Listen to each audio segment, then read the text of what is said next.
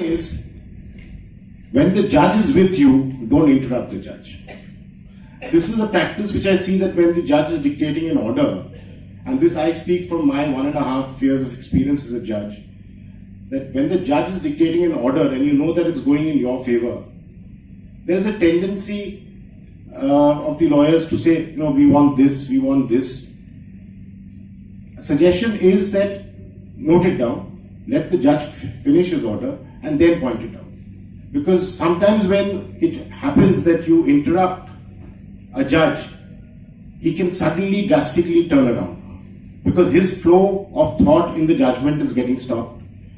So that is one practice I think you all should follow, that do not interrupt when the judge is dictating or he's making a point, you should not interject. The second practice which I find to be quite disturbing is that there is a tendency of both side lawyers standing and addressing the court at the same time. When one of the lawyers is speaking, there are chairs available, I know, in each court. The other side should sit, because the tendency is that if you're also standing, you want to interject. And one must remember that you are addressing the court, not your learned friend. And the tendency to squabble with him has to go. That is absolutely against the decorum of the court. Anything a lawyer wants to say has to be to the court and not to his learned friend.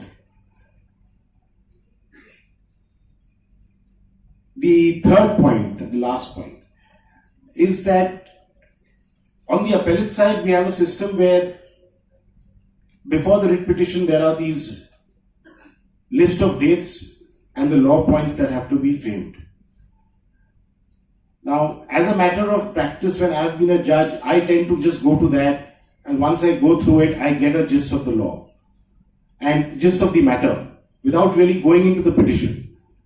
But sometimes I find that the list of dates, neither the list of dates nor the law points are properly given. You see, if after the preparation of the writ petition, the list of dates is prepared by the junior, that in itself would help you, as Mr. Mitra was pointing out, to master the facts.